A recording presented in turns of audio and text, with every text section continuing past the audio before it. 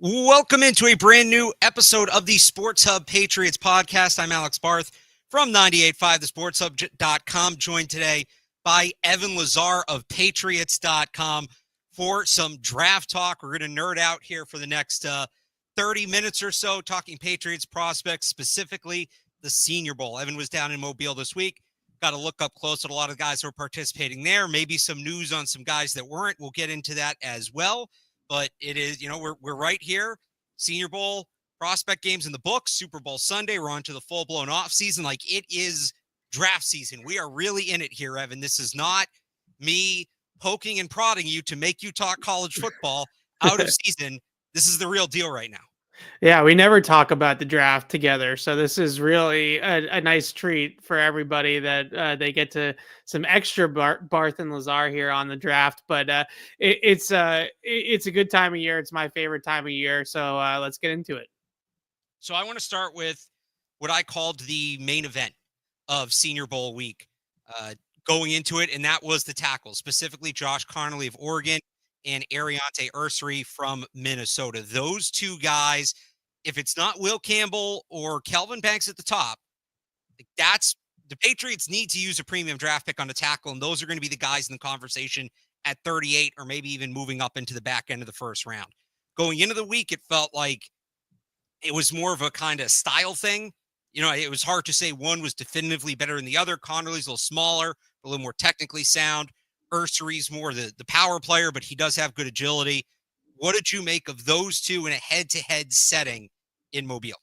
Yeah, it was fun because they were on the same team, so we got to see them go up against a lot of the same guys, and it was often one right after the other. So you really got a good feel for both players. I felt like against similar competition, which is rare, but you mentioned it already. It's really more like a flavor thing at this point. I think with both these guys, Ursary certainly the bigger of the two players. I mean, he's a monster. It stands right out. Thickly built, wide body, tall, lengthy. He's got all of those measurables and then some. In that kind of souped up molds, whereas Josh Conerly is the more athletic player, the lighter on his feet player, the more agility and ability to mirror guys out on the edge. So it matters a lot of just scheme and what you want in a player. I thought both guys were pretty much as advertised, both strengths and weaknesses wise. Ursary, you're not going to get through him. You're not going to be able to go through his chest. You're going to have to go around him, and you're not going to have a good time in the run game against that guy either. He's going to move bodies. There's no doubt about that. And Conerly is a dancing bear out there. But I would say that the one thing that stood out to me about Conerly in these practices was overshooting a little bit in his pass sets and opening up that inside counter. And we saw that at times on his college film at Oregon as well. I think that's his biggest frontier as of right now to try to overcome at the next level. A lack of mass is a problem for him in handling power. And then number two, overcompensating for that and being a little bit over aggressive, like the rep everybody has seen at this point against right. Mike Green. He tries to jump set and come out to him and then gets kind of caught in the air and he gets himself put on the ground. So those are the types of things that you look for with undersized tackles like Conerly is, are they going to be able to hold up in pass protection and against power specifically? And I thought he was a little bit streaky there. And with Ursary, he plays tall. He plays upright. He's got a high pad level, and he's going to be somebody that's going to struggle at times, I would say, with those really speedy, twitchy rushers off the edge that can really bend and corner the edge. So both guys, it's a flavor thing. I don't think either one of them hurt themselves overall this week, but I don't feel great about them going in the top 20, let's say. This definitely feels like an end of the first round, early second round type of thing.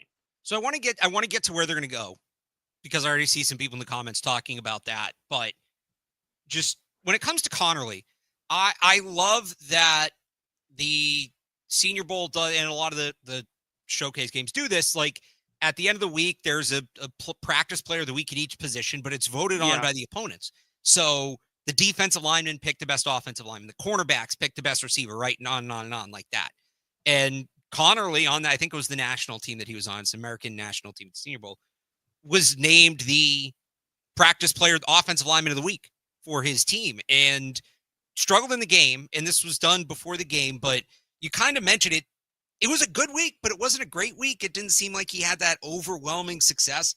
What did you see from him? Like, what do you think the defensive linemen were seeing that he won player of the week? Do you think even with his struggles, he was the best offensive lineman on his team? Or like how do you square those two? That he didn't have the week everybody thought he was going to have, but the players he was going against certainly thought he was the best that they had to face. It's a good question. It's something I've been scratching my head about a little bit since the Senior Bowl, because I thought during the practice week, and I also thought during the game, he was a little bit inconsistent as well. So I was pretty surprised to see him win that award. Like I mentioned, I think the biggest thing with him is just mass. Like he's just not the biggest guy out there right now on the offensive line, and has struggles with that, and then has struggles opening that inside. I was pretty surprised to see everybody's so high on him. But I think the one thing that definitely stands out is his athleticism.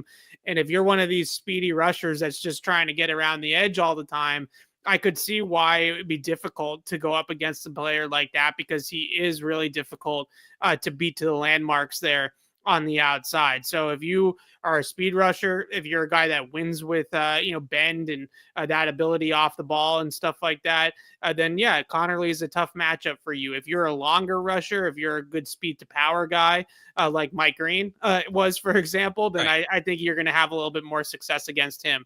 So that's an interesting thing. I think there were a couple of guys, and I'm sure we'll get to a few of the other ones, that won those awards that were voted on by their teammates as the best players in practice, that I was a little surprised about. Real quick, as we wrap it up on these two, and then there's one more tackle or two more tackles I want to talk about. So I kind of gave that whole spiel off the top, right? That this is we're talking about guys at the second pick. If it's Yeah. not a tackle at the top of the draft, if it's not a tackle at 4, then these are the guys you're looking at. Do you think they are in play at 38? Do you think there's a chance coming away from the Senior Bowl, Ursery and or Connerly, like maybe both of them get there to 38?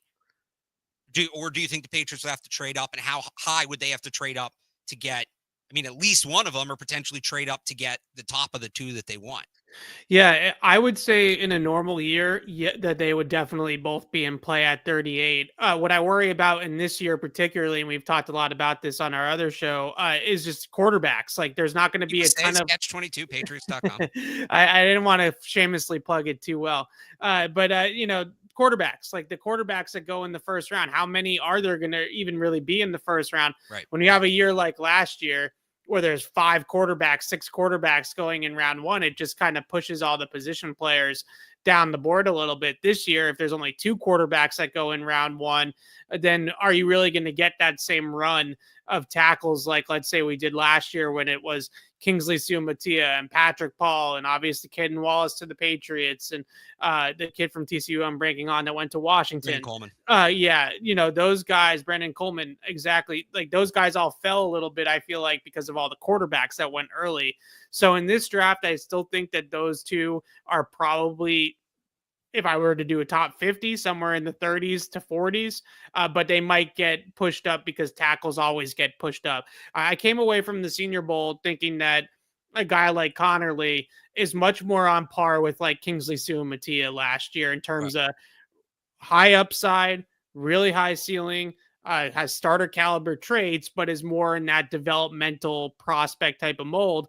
And I think Patrick Paul is a decent comp for Ursery. Like both guys are big guys, certainly have the measurables and all of that, but are a little stiffer. So I think that if it was last year, I would say, yeah, 38. Yeah, those guys would definitely be there. This year in a weaker top of the draft, I'm not so sure. Any other tackles? Like, all right, so those guys are going to fly up the board. So you figure other tackles fly up. That's what happened with Caden Wallace last year. Projected Yeah. third round pick, projected day 3 pick goes at the end of day 2. Who else from that position stood out to you as maybe, all right, if they don't address it at the top, or let's be realistic, what they should be looking at, if they want to double up, because they need depth. They don't just need starters, they need depth too. Who else stood out to you as, now we're talking about true project players, but a good project? Anthony Belton from NC State. I'm pretty much with everybody on this one. I thought he was really good throughout the week. Another one of those guys that's got really great raw power and size and mass to his frame, and isn't going to be easy to move, and is going to move people in the run game. Really projects to me as a prototypical Josh McDaniels right tackle. Like what we've known from the right tackle spot in the past. for New England, a Marcus Cannon, like that type of player, right? I feel like Belton's right in that same category as those guys. So if they kind of go back to those molds of what they used to be on the offensive line, now that they're in that system again, I could definitely see Anthony Belton being the guy. Anthony Belton next to Mike Onwenu on the right side is going to move some people. And I know they just drafted Caden Wallace, and that might some people have pause about the fact that they're kind of double dipping on that skill set, if you will. But I really liked what I saw from Belton. I think he definitely solidified himself as a top 100 guy coming off the Senior Bowl. And if we want to go a little bit further down the board, I really liked what I saw from Carson Vision from Alabama A&M. HBCU guy, but really talented. This is exactly what the Senior Bowl is all about, right? You go and see these smaller school guys perform really well. On day one, they do those showcase reps at the end of practice, right at the 50-yard line, one-on-ones. And he stonewalled the kid from A&M. I'm terrible at names today. There were a couple. Was it Shamar Stewart? Shamar Stewart. Yep. Yeah. Shamar Stewart. They had a one-on-one rep, the two of them together. And Stewart got shut down by Carson Vision. And that really stood out to me. Those are high showcase reps. That's a intense drill there and competitive drill. And not only did he stonewall him, but he let him hear about it afterwards, which I like a little bit from my offensive lineman. You want a little nasty there. Absolutely. I'm with you. So I like both players. The thing to me about Belton and where Caden Wallace comes in, and people who've watched me or listened to me know I'm like generally anti-tackles moving sides, but I think with a guy like Belton, you're moving left to right, which is easier. And let's say it does work out with Caden Wallace. Like they need backups. In Belton, with his experience on the left side and his physical prototype fit on the right side, I think like obviously could be a bust, but like worst case scenario, assuming you develop him correctly, you have a high level swing tackle. I'm hesitant to use this comp because I don't know that he can be this level of player, and there's other sort of things that come with this comparison. But you look at the way they use Trent Brown, who was an oversized tackle, who was a good athlete from his size, who had the understanding to play both positions and was able to seamlessly move back and forth, at least on the field. He may not have loved it, but he was able to do it. He held his own in that regard. Like I look at Belton and, you got to interview him and see where he's at in terms of the playbook and learning both positions. But like, I look at Belton in a Trent Brown kind of mold. I think he's not Trent Brown at his peak was, am I nuts to say a top 5 tackle in football? Like that 2018 season, he was unbelievable. He was very good. Top 7. Yeah.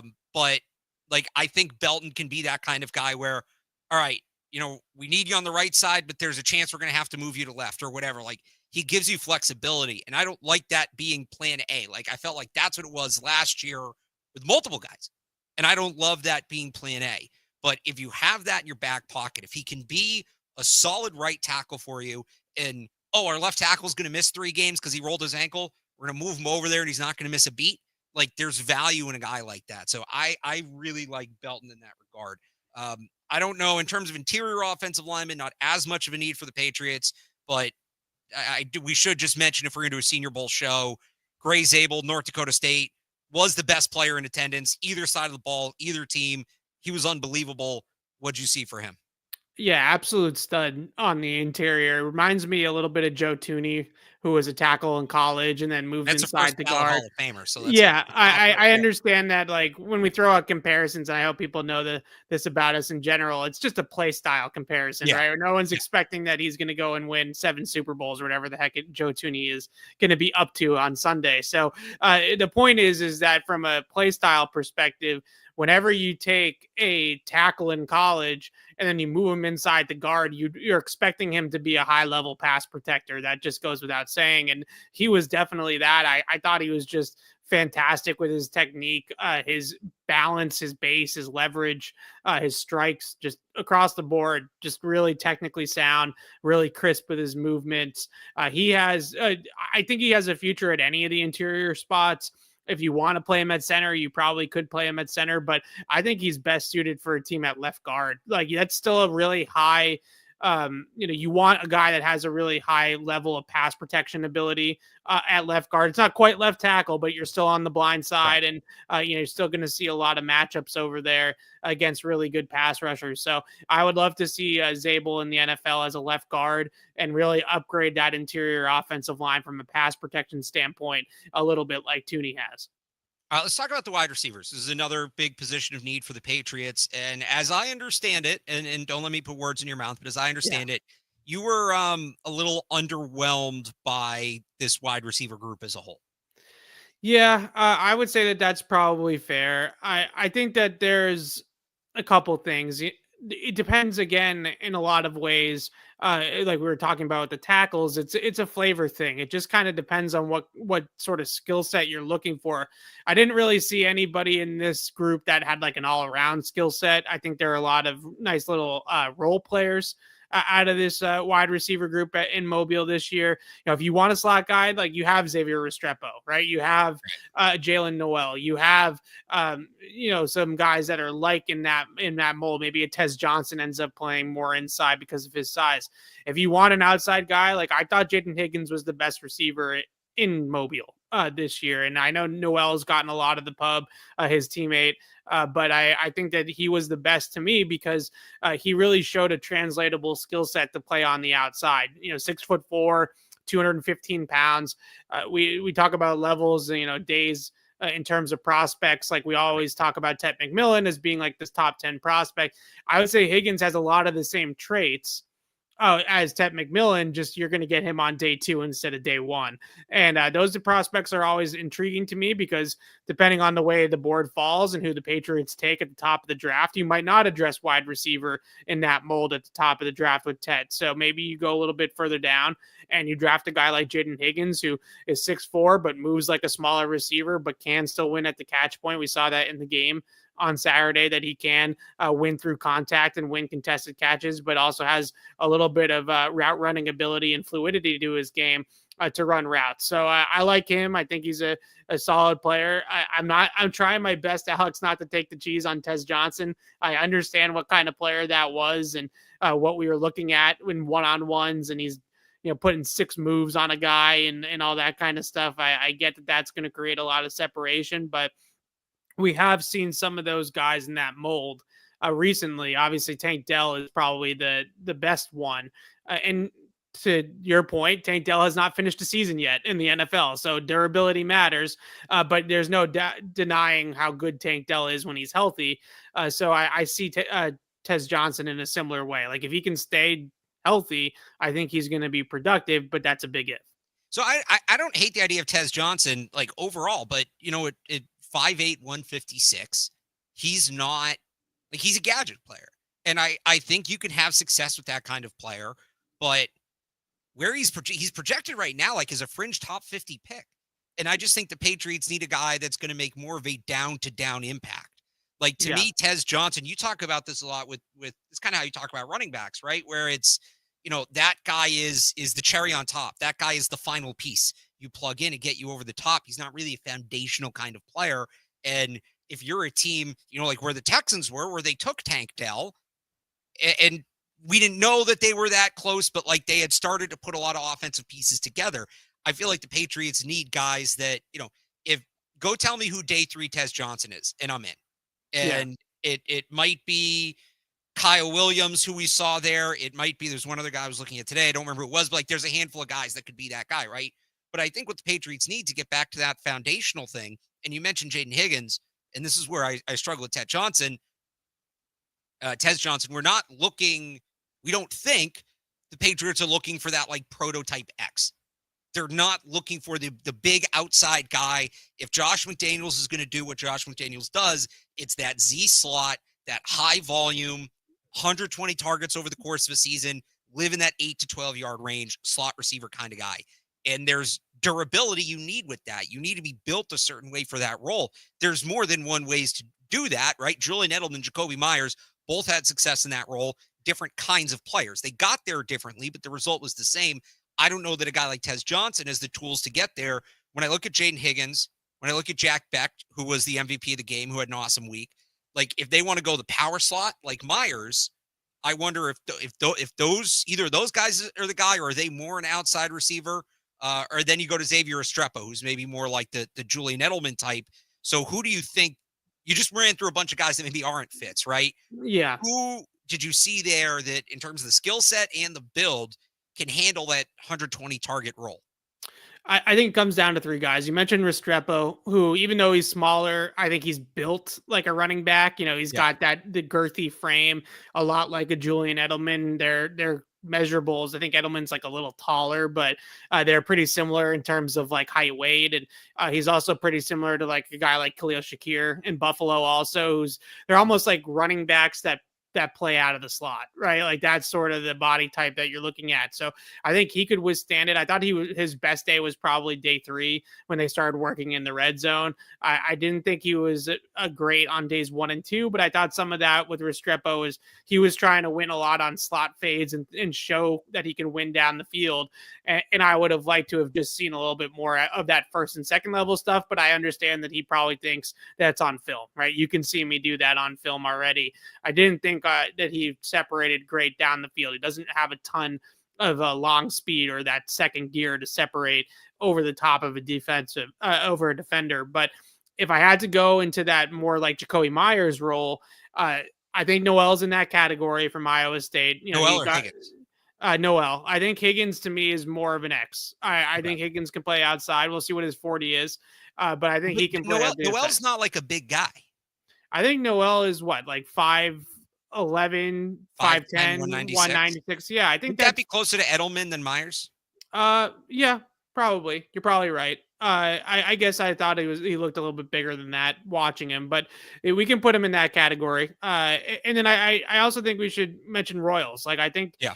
I think Royals to me, and I can look up his measurables. 5'11", 210. So I guess we're a little bit closer to Jacoby Myers with that build. Not quite as tall, right? I think Jacoby's like 6 feet, 6'1".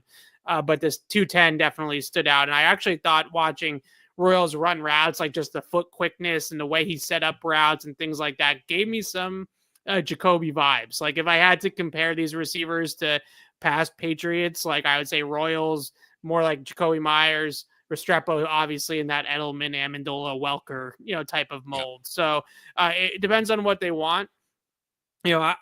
I've found myself, and Edelman was, I think one of the things that separates Edelman is he was so scrappy, right? Like he was so physical and scrappy and willing to get into those hard areas. Not every slot receiver built like that is. And so I kind of gravitate towards maybe a little bit more size these days to be able to block and be able to hold your own in the run game and those types of things. I think Edelman was a rare breed. He was crazy. He was just kind of a little bit insane that he would just go in there at that size. So I liked all those guys in that role. But again, I think we're talking, to me at least, more about complementary receivers. Like I don't think any one of these guys I'm looking at and I'm saying this guy's going to be the engine of your offense. I think we're more talking about types and roles, maybe more closer to like a Danny Amendola than a Julian Edelman or a Wes Welker. So that's 2 of the 3 Patriots' big needs this offseason: tackle, receiver. I want to just highlight these 3, and then we'll maybe get to a couple more players individually. But edge rushers, Patriots, they need to do a better job getting after the quarterback. 28th last year in pressure rate, dead last in team sacks. Like they have to be able to generate a pass rush. And I thought, you tell me, from being there, just as a whole, I think the pass rushers, the edge rushers, whatever you want to call them, and include the defensive tackles, the defensive front, that was the most impressive position group in Mobile. It just felt like every guy that was stepping up for a rep was must watch from that group. And I think it highlights that while this draft may be weaker as a whole, and that's kind of the talking point right now, there are positions that are exempt from that. Just like last year was a very strong draft, but there were a couple of weak positions. This year might be a weak draft, but edge rusher, running back, tight end, I think are the strengths within a weak class. And I think this week emphasized that, certainly for the edge rushers, and you could say for the running backs too. Yeah, I think the defensive line is the best, and I'm talking, tackles and edge rushers. The whole defensive front as a whole is the strength of the draft. So, if we're talking big picture for a second, I do think it matters. Like, do you draft that early, or do you play into the depth of the draft and wait for it. You can talk me into Abdul Carter or Mason Graham. I think both guys are really good players, especially Carter is really intriguing if he's there at 4. He's not going But to. if you don't get Abdul Carter at 4 because he comes off the board in the top 3, or you're looking at Mason Graham as like the best player available on your board, like, does it make more sense to just wait for one of these day 2 guys and go in a different direction in the first round? I think you could make that argument because there are just so many of them. You look at edge rushers. If you want that Abdul Carter light, that type of speed guy that's going to finish plays and stuff like that. I thought there were multiple guys in that mold that were really impressive, like Baron Sewell from Texas or Josiah Stewart from Michigan. Obviously, Mike Green probably played himself into the first round, but maybe you trade back up into the first round to get him. Izuruku from Boston College, I thought, had 2 really good days.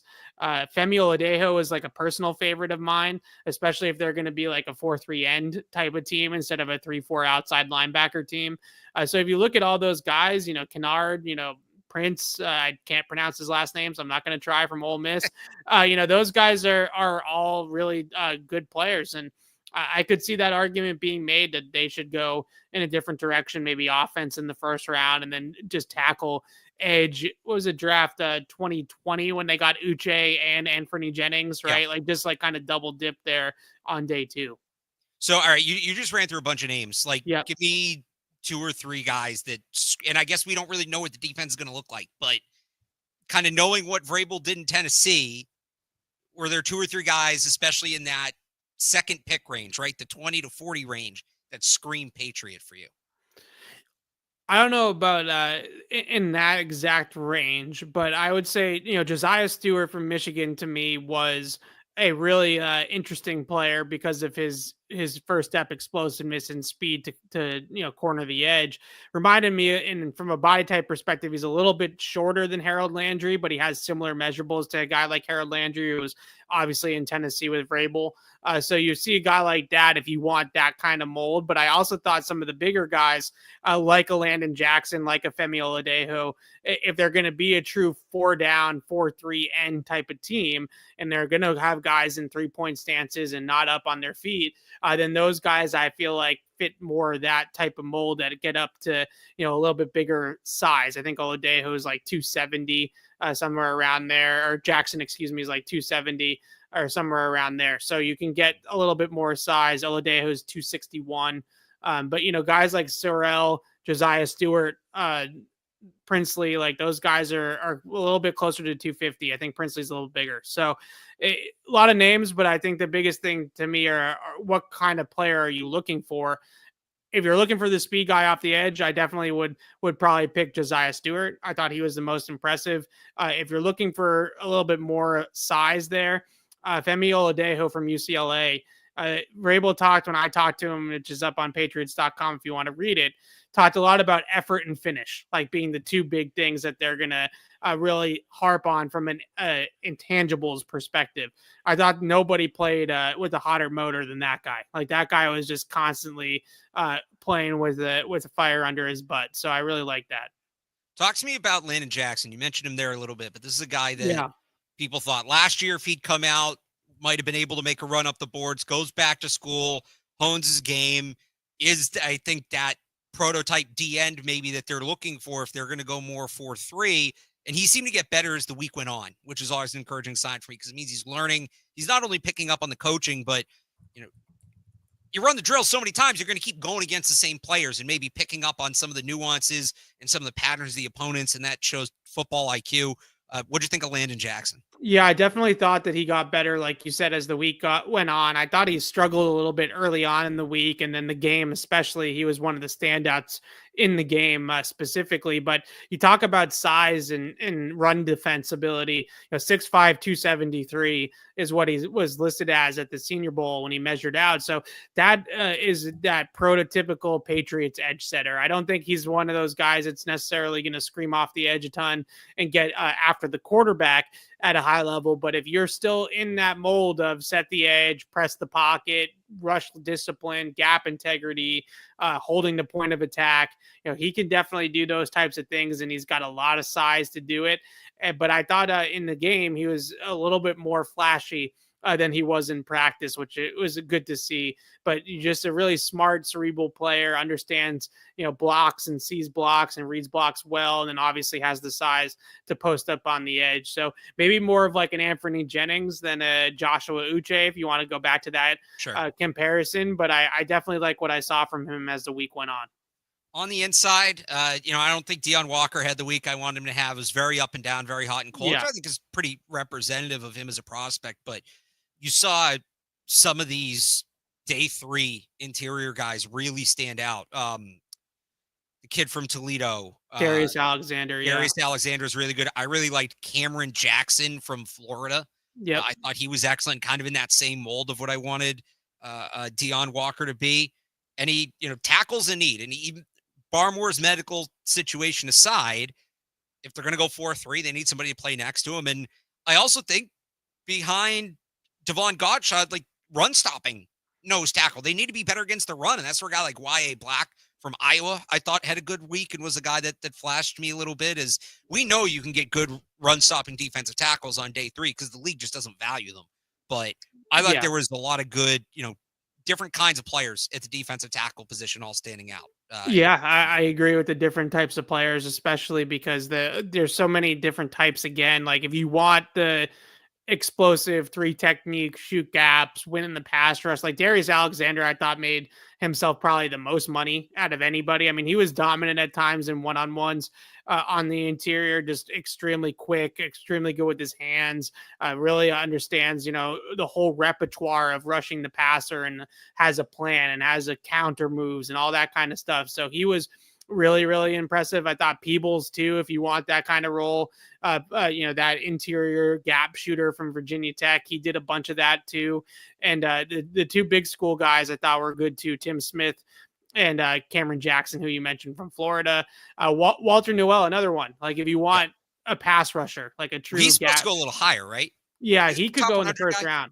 Yeah, he could go in the back end of the first round. And I don't know how high Darius Alexander is going to get from this Senior Bowl performance, but that was in 2 years of going to the Senior Bowl. He was up there with one of the better weeks I've seen over the last 2 years, just going back to last year. I know it's not a big sample size, but I thought he was really impressive. And before we wrap it up here, any other players at any other positions that stand out to you as potential Patriots? I thought some of the corners, especially some of those man-to-man corners. I've talked a little bit about Mac McWilliams already from UCF. Just loved his scrappiness, his man coverage ability. Quincy Riley from Louisville, I thought had a really good week. Your boy Balil Cohn, big size guy, got good size to play on the outside. I thought all those guys, if you're still going to be, which I think we all hope with Christian Gonzalez, a man coverage heavy defense, you would like to see another perimeter corner added here at some point that can have some size, but also some man coverage ability on the outside. And I thought all 3 of those guys flashed a little bit of that. It's a little bit of a disappointing linebacker and safety group, I thought, this year at the Senior Bowl. I didn't see a ton of off-ball linebackers or safeties that I was crazy about, but I thought from the cornerback group, there were some guys that were really sticky throughout the week. The more I watch Mac McWilliams, and again, tell me if I'm getting carried away here, but as a prospect, like there's some John Jones comps there, and John Jones, a pending free agent, and 5'10", can play on the boundary or the slot, plays with a ton of physicality wherever you line him up. If they don't bring John Jones back, they need another slot corner behind Marcus Jones, and if Mac McWilliams can give them depth on the inside, on the outside. He has the temperament of a guy and the skill set of a guy that can play special teams. He's a really interesting day 3 fit, and he's projected outside of the top 200 right now, which I think that will go up in time. Yeah. And he seems like kind of guy that will test well at the combine. But even if you end up getting him like 5th round, I think that's a guy that there's an instant role for him, especially if they don't re-sign Jonathan Jones. Where I see exactly where that guy's going to play. I see exactly what his role is going to be on this team. Just you mentioned a couple guys on defense, on offense. I think running backs a whole. Name a running back. They had a good week. On the flip side, name a quarterback. They probably had a bad week. The one other thing I wanted to talk about with you, though, before we let you go is, you're down there talking to people, a little bit of fact-finding mission. I know you wrote a little bit about this on Patriots.com about Travis Hunter and kind of where he's at right now. what did you make of the Travis Hunter talk, and what does that mean for the Patriots if he's maybe on the board at 4? It's a fascinating conversation, and I think the vast majority of people that you talk to right now are saying he's a corner, but there is like this quiet, or a loud minority, I should say, that is saying, well, I think he's better as a receiver. And I think what I come back to is it's a conversation of value. If you feel like Travis Hunter at receiver is, let's say, a B plus receiver, is that more valuable than Travis Hunter being an A plus corner, right? Like he's probably a better corner prospect than he is a receiver prospect, but just the nature of the receiver position and the way the game is evolving. And I guess you could argue, well, you need guys to cover him too.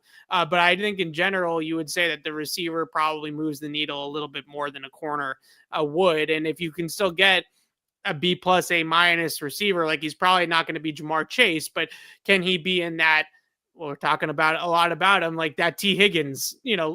tier, right? Of like probably a really good 1B, if Not top 5, but maybe top 10. Yeah, right. Can he be that? Then I think he's more valuable at receiver, and I know that there are certain people that feel the same way. That he could be more of a home run if he's drafted as a receiver. He's probably going to be a really good corner if that's where he ends up. But he might be a great receiver, and that could really add a lot of upside to your team. So we'll see. It's going to be fascinating because we do this every year where different players, different teams that, view different players differently and impacts the value. A team may view a player for one role that makes him a top 50 player. Another team may just think he's in another role entirely and has him much further down their board. So I don't think anybody's going to have Travis Hunter too far down their board. He's not getting past 5. I'll tell you that. If Patriots don't take him, he makes a ton of sense for the Jacksonville Jaguars, but it's going to be interesting to kind of follow him as we go. Evan, of course, will have coverage throughout the draft on Patriots.com, and we'll have more on 98.5thesportshub.com, Sports Hub Patriots podcast. I'll be back with Matt Dulloff on Monday. We will talk about Super Bowl. We'll react to the Super Bowl, and we'll get into some off-season stuff, setting the stages. Again, the off-season will be off and running come Monday. We are in the thick of draft season, so Evan, this will not be the last time we discuss the draft, I'm sure, but I appreciate you taking the time here today. Anytime. Anybody watching on YouTube, make sure to subscribe to the Sports Hub YouTube channel. You can get this show there or wherever you get your podcast, the Sports Hub Patriots audio feed. I'm Alex Barth. Thanks for tuning in, and I will talk to you guys I'll talk to you Sunday morning, Sports Hub Sunday kickoff, 8 o'clock, and then I'll talk to you on Monday on a new episode of the Sports Hub Patriots podcast. Bye.